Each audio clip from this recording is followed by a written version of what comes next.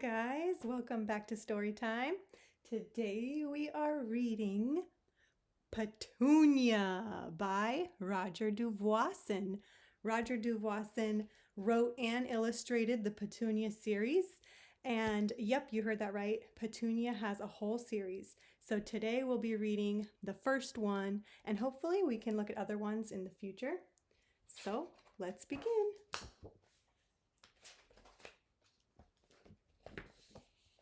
In the meadow early one morning, Petunia, the silly goose, went strolling. She ate a bug here, clipped off a clover leaf there, and she picked at the dewdrops on the goldenrod leaves. Then suddenly she saw something she had never seen before in the meadow. What was it? Petunia stole closer and closer and sniffed at it from all sides. "By goosey gander," she said, "it does not smell like food for a goose. But I believe I have seen such a thing before. Yes, I have seen one under Bill's arm when he came out of school. It's a book. That's it, a book. Come to think of it, just the other day I heard Mr. Pumpkin telling Bill that books are very precious.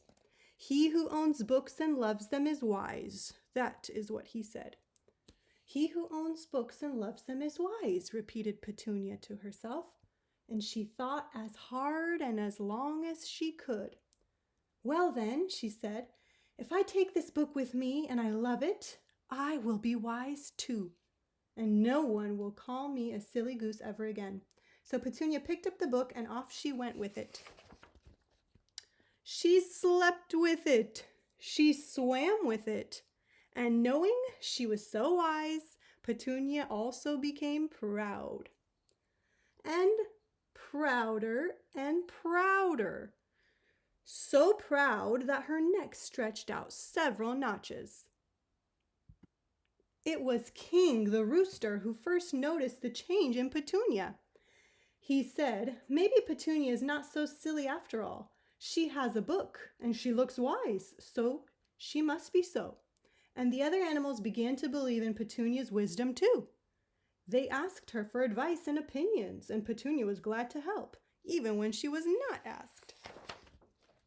Petunia grew still prouder and her neck stretched out another notch. One day Petunia heard Clover the cow say to King the rooster, "I wonder what makes your comb so red, King, as red as the barn." "It's my blood," said King. "It's the color of my blood." "Nonsense," said Clover. "I have blood too, but I'm not a red cow. Your comb has been dipped in red barn paint. That's what makes it so red." "You are both silly, of course," said Petunia. "King, your comb was stuck on by the farmer, so he can tell you from the hens and know who lays eggs and who doesn't. Plastic comb, I'd say." And so King never shook his proud comb in song for fear it might fall off. Poor sad rooster. But Petunia had other things to do. At the chicken coop, Ida the hen was cackling excitedly among her chicks. "Oh, Petunia, my chicks and I have been for a walk in the woods, and I think I've lost some of them. The farmer says I had 9, but I can't count so well. Please, wise Petunia, count my chicks to see if they're all here." "Glad to help," said Petunia. Let's see, 3 chicks at the fountain, 3 at the feeder, 3 about your legs. Now 3 times 3? That makes 6. 6? Asked Ida. 6? Is that less than 9? That's more than 9, not less, said Petunia. Lots more, my dear. More than 9? Good gracious. As if I hadn't enough worries with my own 9 chicks. And where do those other chicks come from? Oh dear, I'll never be happy again. Poor worried Ida. But Petunia had other things to do. In the meadow, she discovered part of Noisy the dog sticking out of a hole in the ground. "Help, help," cried Noisy. "I stuck my head in this rabbit hole and now it won't come out. Help!" "Glad to help," said Petunia. "It's a good thing I know what hunters do to get stubborn animals out of holes in the ground. They smoke them out. Wait until I fetch some sticks and some matches." And so wise Petunia built a fire in the other end of the hole and fanned it well with the book. Her trick worked nicely.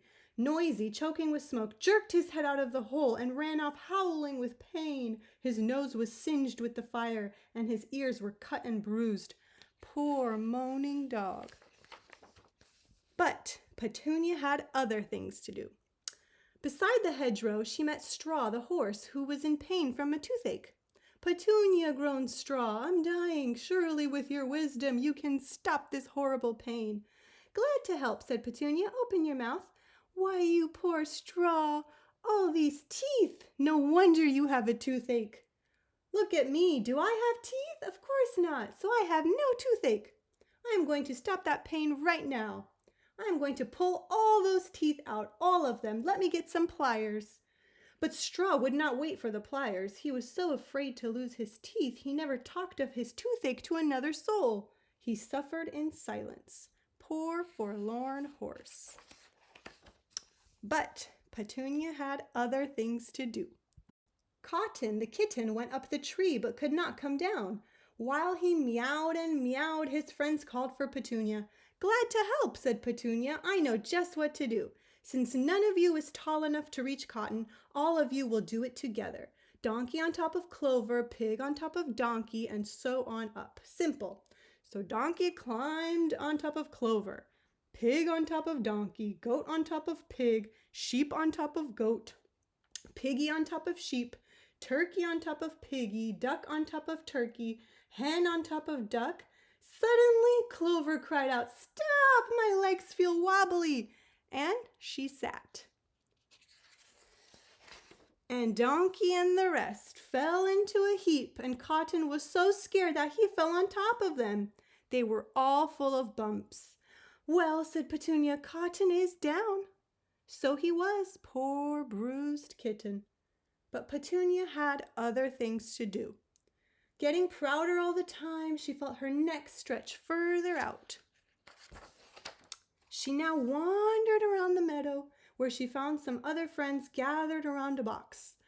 "Ah, wise Petunia," they shouted, "we found this box in the ditch beside the road. Maybe it's food, Petunia. Please tell us what the writing on it says." "Glad to help," said Petunia. "Now let's see. Why, candies! That's what it says on the box. Yes, candies. You may eat them. Yes, of course." No sooner had Petunia given the word than 7 greedy mouths tore up the box and grabbed the candies out of it. And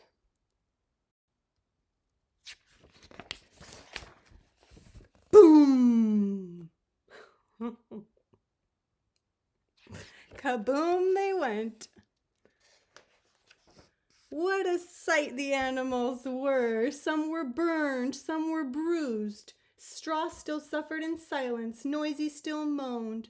Ida still worried about her chicks. King still brooded over his comb. All the barnyard was in trouble, and all because of Petunia. Petunia's pride and wisdom had exploded with the firecrackers. Her neck had shrunk back to its old size and was all bandaged up. She was the most downhearted of all, for she saw now that she was not a bit wise. But suddenly Petunia spied the book. The firecrackers had blown it open. So the pages showed. She had never seen them before. Now she saw there was something written inside the book, which she could not read. So she sat down and thought and thought and thought, until at last she sighed. "Now I understand. It was not enough to carry wisdom under my wing. I must put it in my mind and in my heart. And to do that, I must learn to read." Petunia was filled with joy.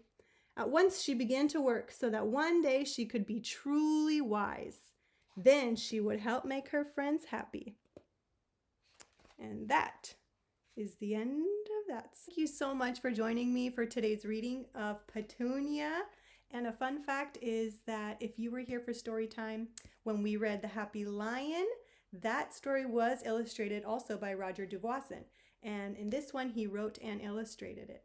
So let's go out there like Petunia, pick up a book, read it, learn from it, pass it on.